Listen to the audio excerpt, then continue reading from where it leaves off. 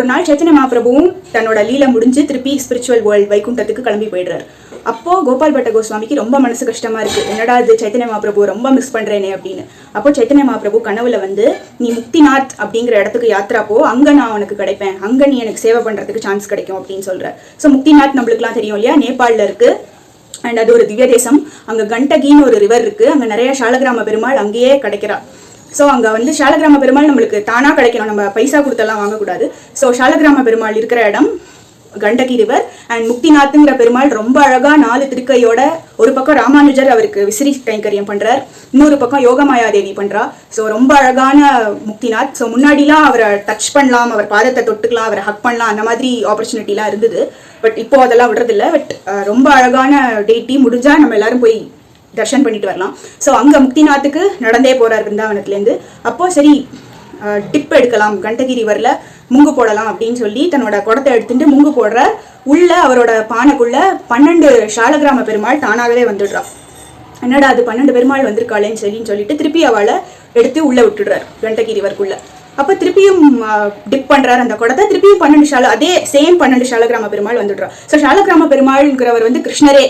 அது அவளுக்கு பிரதிஷ்டாலாம் பண்ணணுங்கிற தேவையே இல்லை. அவ எப்போதுமே பகவான் தான். அண்ட் செல்ஃப் மேனிஃபெஸ்ட், தானா ஸ்வயம்புவா வர்றவா. அண்ட் அவளை வர்ஷிப் பண்றது it's very auspicious. They are very powerful. அவளை வச்சு வர்ஷிப் பண்ற இடம் வந்து ரொம்ப ஆஸ்பீஷியஸான இடம். And it is also said that 12 Salagrama Perumal இருக்கிற இடம் இஸ் ஈக்குவல் டு ஒரு திவ்ய தேசம் இன்னும் சொல்றா. அண்ட் அந்த சாலகிராம பெருமாளை வர்ஷிப் பண்றதுக்கு சில ரூல்ஸ் அண்ட் ரெகுலேஷன்ஸ் இருக்கு.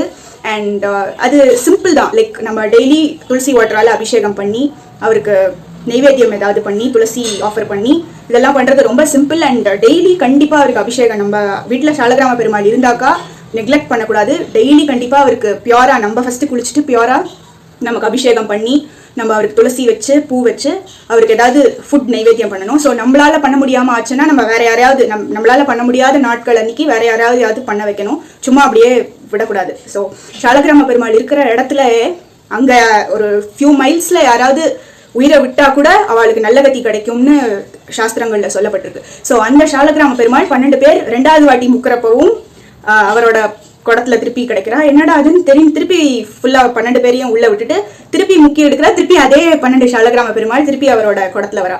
So then he things, okay பகவானுக்கு நம்மளோட வரணும், நம்ம அவளுக்கு சேவை பண்ணணும்னு அவருக்கு இருக்கு போல இருக்குன்னு சொல்லி அவளை கூட்டிட்டு விருந்தாவனுக்கு திருப்பி வந்துடுறாரு. அவருக்கு பெருசா வீடு வாசல்லாம் ஒன்றும் கிடையாது. அவர் கிடைக்கிறத சாப்பிட்டுட்டு மரத்தடியில தூங்கிட்டு இருக்கக்கூடிய ஒரு பெரிய சாது, ஒரு பெரிய பக்தர். அப்படி இருந்தும் அவர் டெய்லி அந்த 12 சாலகிராம பெருமாளுக்கும் டெய்லி அபிஷேகம் பண்ணி, பூஜை பண்ணி, அவளுக்கு கிடைக்கிறத நைவேத்தியம் பண்ணி, அவளை நன்னா பார்த்துட்டு அவளை நைட் தூங்க வச்சு அவ்வளவும் பண்ணிட்டு இருந்தார். அப்போ ஒரு நாள் ஒரு பெரிய பணக்கார ஒருத்தர் வந்து, கோபால் பட்ட கோஸ்வாமி இவ்வளோ சின்சியரா இருக்காரு, இவ்வளோ பக்தியா இருக்காருன்னு சொல்லி அவருக்கு வந்து நிறைய ஜுவல்ஸ் அண்ட் ட்ரெஸ்ஸஸ், அவரோட சுவாமிக்கு போடுறதுக்காக நிறைய ஜுவல்ஸ் அண்ட் ட்ரெஸ்ஸஸ் கொடுக்குறாரு. அப்போ கோபால் பட்ட கோஸ்வாமிக்கு ஒரு பக்கம் ஹாப்பியா இருக்கு, ஒரு பக்கம் மனசு வருத்தமா இருக்கு. ஏன்னா சாலகிராம பெருமாளுக்கு ஒரு பர்டிகுலர் விக்கிரக ரூபம் கிடையாது. ஸோ அவளுக்கு எப்படி நம்ம இந்த ட்ரெஸ்ஸையும் ஜுவல்ஸையும் போடுறது, இதை போடணும்னு ஆசையா இருக்கு, ஆனால் போடவும் முடியாதுன்னு அவருக்கு ரொம்ப வருத்தமா இருக்கு.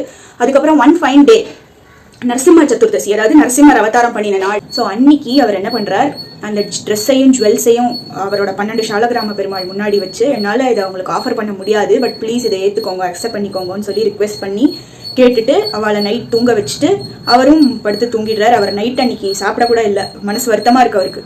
நெக்ஸ்ட் டே மார்னிங் யமுனையில் குளிச்சுட்டு சுவாமியெல்லாம் எழுப்பணும்னு ஒரு மரத்து மேலே தான் ஒரு துணியில் கட்டி அவளெல்லாம் தூங்க வச்சிருக்கார். ஸோ அவளை எழுப்பணும்னு அவளை எழுப்ப பார்க்குறார். அப்போ பார்த்தா ஒரு தாமோதர் ஷிலா. ஸோ சாலகிராம பெருமாள்லேயே விதவிதமான சாலகிராம பெருமாள் உண்டு. தாமோதர் ஷிலா, நரசிம்ம ஷிலா, வாசுதேவ ஷிலான்னு ஒவ்வொரு ஷிலாவும் ஒவ்வொரு மாதிரி அழகா இருப்பா. அண்ட் ஒவ்வொருத்தருக்கும் ஒவ்வொரு குவாலிட்டி இருக்கு. அவள் பக்தா மேல ரொம்ப கருணையா இருப்பா. ஸோ அதுல தாமோதர் ஷிலாங்கிற பெருமாள் வந்து ஒரு அழகான கிருஷ்ண விக்கிரகமா மாறி இருந்தார். ரொம்ப பியூட்டிஃபுல்லா இருந்தார். தானாவே ஸ்வயம்புவா வந்தவர். ஸோ அது ரொம்ப ஹாப்பி ஆயிடுது அவருக்கு. இவரோட ஆசை என்னது, அவளுக்கு ட்ரெஸ் போட முடியலையே, ஜுவல்ஸ் போட முடியலையேங்கிற ஒரு ஏக்கம், ஒரு ரிக்வெஸ்ட், ஒரு ஆசையில அந்த தாமோதர் ஷிலா வந்து ரொம்ப அழகா ஒரு கிருஷ்ண விக்கிரகமா அழகா மாறி இருந்தார். ரொம்ப ஹாப்பி ஆயிடுச்சு. அப்படியே சாஷ்டாங்கமா நமஸ்காரம் பண்றாரு அவளுக்கு.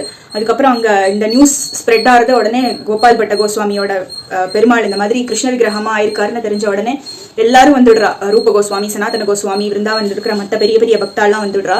ஸோ அவ வந்து அந்த கிருஷ்ணரை ராதாரமணான்னு கூப்பிடுறா. ஸோ அந்த ராதாரமன் இன்னும் பிருந்தாவன்ல ஸ்ரீ ஸ்ரீ ராதாரமன் கோவில் அப்படிங்கிற இடம் பிருந்தாவன்ல இருக்கு. ஸோ அங்க அந்த ராதாரமன் இருக்கார். அவர் ஸ்வயம்புவா கோபால் பட்ட கோஸ்வாமிக்காக வேண்டி வந்தவர். அண்ட் அவருக்கு ஹாப்பியா அதுக்கப்புறம் கோபால் பட்ட கோஸ்வாமி அழகா ட்ரெஸ் போட்டு விட்டு ஜுவல்ஸ் போட்டு அழகு பார்த்தார். இன்ஃபேக்ட் பிருந்தாவன் போகணுன்னாலே இந்த ராதாரமனை வேண்டிண்டா நம்மளால போக முடியும். அண்ட் அந்த ராதாரமன் நம்ம போய் தர்ஷன் பண்ணலாம். அண்ட் இப்போ எல்லாரும் சேர்ந்து ஸ்ரீ ஸ்ரீ ராதாரமனுக்கு ஜெய் போடலாம். ஸ்ரீ ஸ்ரீ ராதாரமன் கி ஜெய், ஸ்ரீ ஸ்ரீ கோபால் பட்ட கோஸ்வாமி கி ஜெய்.